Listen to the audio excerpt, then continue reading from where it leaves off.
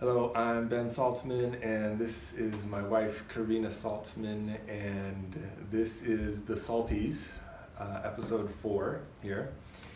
And we decided that we would talk about how we live our lives and how do we orient to growth and spiritual transformation and evolution within the context of a full-on relationship with full-on lives where we're both business owners, parents, we care about our bodies and being healthy and taking time to eat well and work out, and like how do we do all this and stay connected and in relationship.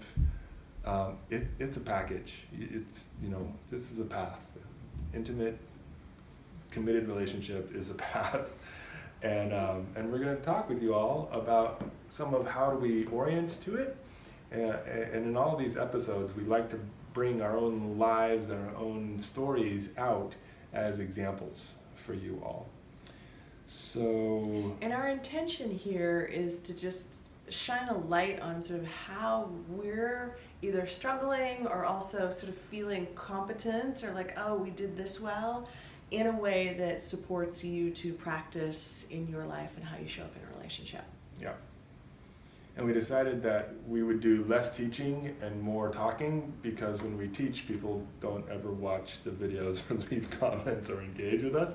But when we share about what's happening between us and our stories, everybody loves it. So that's what we're going to lean into. So we said that in this episode we talk about how do we orient towards transformation in terms of, do we go back into our past, into our trauma or drama, and try to relive that in a certain way, or do that in just kind of in the exploration of the drama or the trauma of the past? Is that in some way therapeutic or healing or transformative? Versus, can we set it up, which is the way that we both lean, can we set it up so that we have a transformative experience in the here now? And we don't really have to go back there. We don't have to go re-traumatize or dig up the past or look at where did it come from. All we really need to do, in my world, and I'll have you talk about it for a minute, all we really need to do is have some sense of how we're getting limited or how we're getting triggered, or what's kicking things up for us, where we're getting judgmental of other people, or when do we want to contract and go away, or when do we get lit up and angry? What's happening there? What's the belief that's there? And we don't have to go into the past to find that. We can explore in live time. Now sometimes our Enneagram type is a good indicator of that, and sometimes a little bit of our history will tell us what's going on, but I really don't believe we have to go into the past to heal the future and the present. And I want to know what you think about that before we do our stories. Well, I thought we were on the same page until I started hearing you talk. Okay, great. And then I was like, actually, I think I'm a little bit different than how you hold it. So point to it first, how are you the same, and then let's do how we're different. Yeah. So I'm the same in that I actually think that we get more healing, and I've gotten more healing in my life from real lifetime relationships with family and friends and people who show up. Like, that's where I've had, I would say, corrective experiences, right? That's where whatever old stuff has gone on for me, that's where I've felt seen, gotten, met in these darker places, that has allowed me to feel stronger, more competent, more resilient, really, as a human being. Yeah, and I want to point to that happens in connected relationship. That often the wounding happens in relationship, and the corrective experience, therefore, can happen in relationship. And I actually believe that some people have gone through pretty atrocious childhoods that we have not experienced. And so I think understanding and knowing the degree of sort of what you or somebody has gone through is really important, because it's going to look different for different people, right? It's not a one-size-fits-all model. And I would say we tend to lean, most traditional psychotherapy, right? It's incredibly important to explore the past, and has been for years since it's been in place, where my orientation is actually, it's good to know, but I believe we actually get more mileage and more healing in real time, novel, new experiences that allow us to rewire our nervous systems and open us to new possibilities for relationship. And that's where my excitement is. Yeah, me too. Because if I would have stayed in the story, I mean, I spent years in therapy, right? About my mom leaving me, and it's just like I could go on. Right. But it wasn't until I had a real relationship. So like, tell them the story. What changed for you, and why do you think it changed? With you? Yeah. In relationship with you? So those were some of the principles, and now let's talk about like what happened between us, right, or in our relationship where this all got blown up and right. things shifted. So I mean, what I did understand was that, I, as a young kid, I came from a family of 5, and my mom had left when I was around 10. My parents went through a divorce, and I sort of assumed the mother girl role, and I experienced a lot of loss from that age, right? About like just growing up that fast and feeling abandoned. My mom kind of did she MIA, she'd come back in, but it was hard at that age. And so I was tracking in relationship and actually picking people strategically that I knew were not going to show up for me. Not consciously. As I got older, I started being pretty aware that I didn't want a relationship that I was going to have to bond sometimes. Oh, really? Yeah. That conscious? Yeah. Wow. Yeah. Or I'd pick people that I knew I wouldn't bond with given the level of complexity of them. Uh-huh. Amazing. So you're looking, this is new to me, so you're looking to get into relationship with people who have so much going on and so much trigger and stuff that you couldn't bond with them deeply. Yeah. Right. Wow. Glad you got over that before you reached out to me. So I think inside of me with you, there was this opportunity of, I thought you may abandon me. I thought you weren't going to be, like, you may be one of those that's not consistent. Oh, okay, so you weren't over this. I was one of these, like, Charlies who's going to take off. Well, my brothers Type 7. My brothers told me when they met Ben, they're like, I don't know, he's a type 7. He might not be able to commit and be a committed guy, right? So I was like, okay, maybe. But maybe you found another one. I found another one. Check. But at that non-committal. No, check. At that point I was kind of tired of that dynamic. I wanted something new, right? All right, so you're getting.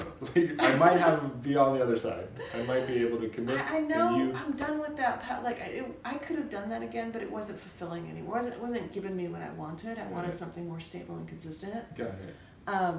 And so with you, there was a testing ground of that. It's like, are you really going to show up? And then when you would drop me, or I would experience being dropped by you, right? You didn't call when you'd say Nice distinction. Right? Yeah. I would, we would have to work through that. And then I'd have to reconnect with you. And we did that early on in relationship over and over and over. Yeah. Right? Where there were a couple of those big pieces where... You felt really dropped. Mm-hmm.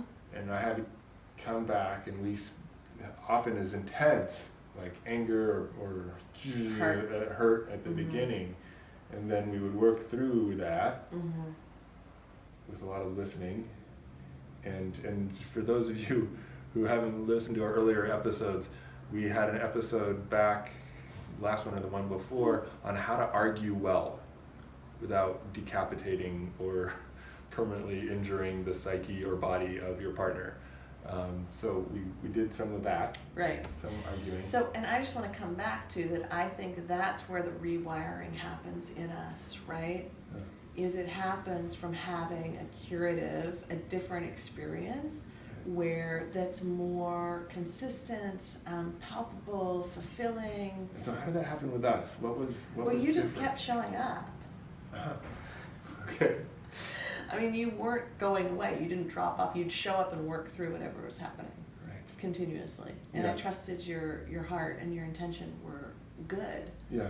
even though in my mind I made you out to be bad when those things would happen, but you would prove me wrong. I'd be like, oh, okay, actually, no, he does really want to be here in this relationship. Right? Yeah. So that was my side of how this, and not to say, I sometimes think people think, okay, I'm done with that or I'm free of that.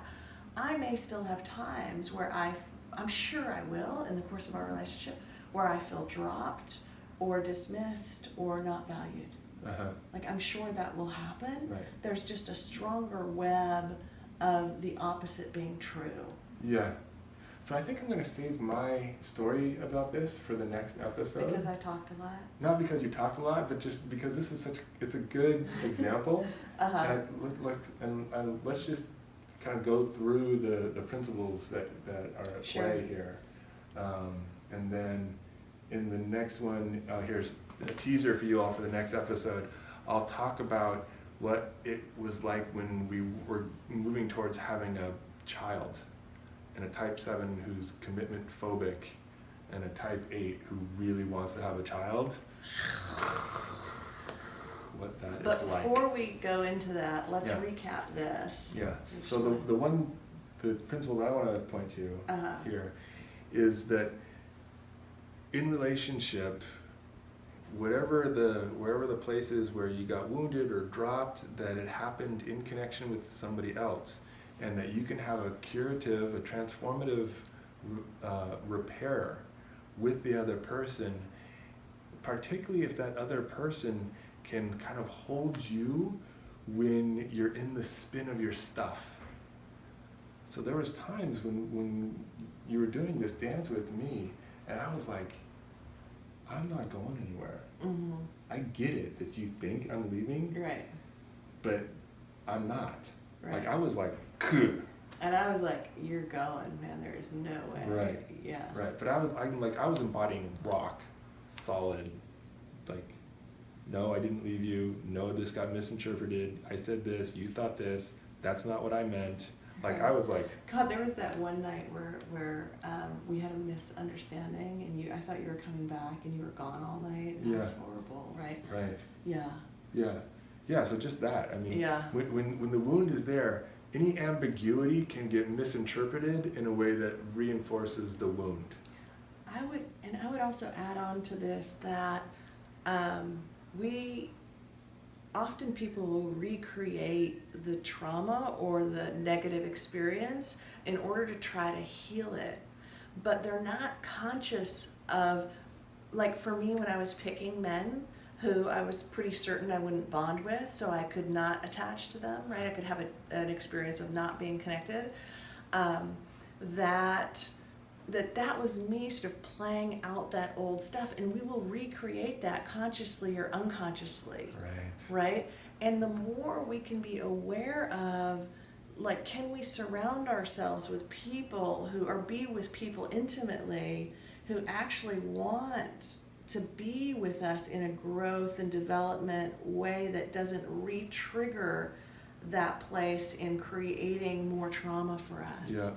And it's a different kind of person, right? It's not everybody that's going to be up for that. Right. But I think we really have to choose wisely that goodness in people and the psychological self-awareness of some folks to be with us in that.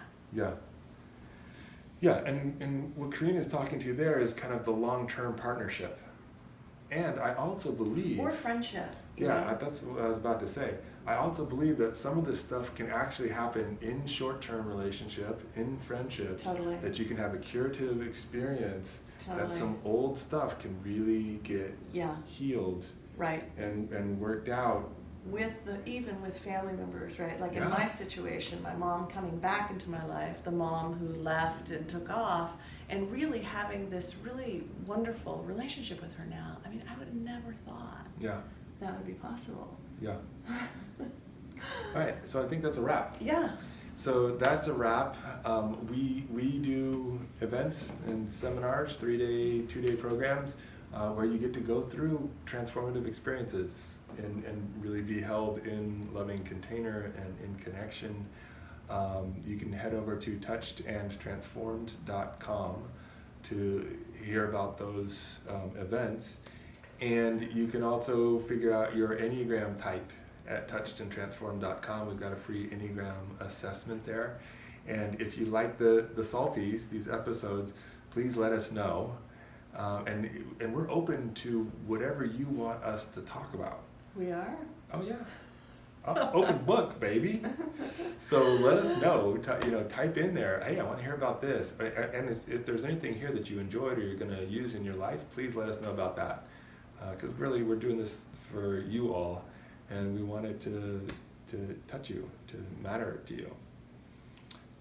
So that's the wrap. It's a wrap. Bye. Bye.